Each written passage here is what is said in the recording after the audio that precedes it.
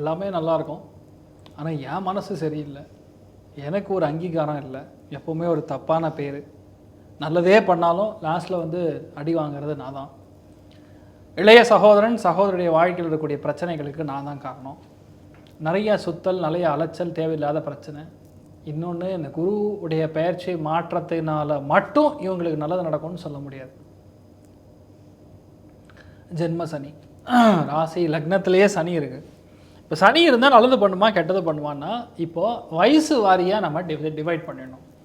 இப்போது 18லேருந்து 28-30 வயசுக்குள்ளே அப்படின்னா கல்யாணம் ஆகும், குழந்தை பிறக்கும், வீடு வாங்குவாங்க, கடன் வாங்குவாங்க.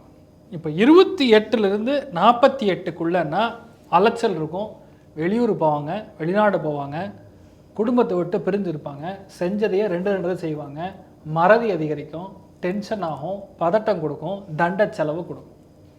48 to 68னா கண்டிப்பாக ஹெல்த்து பார்த்துக்கணும்.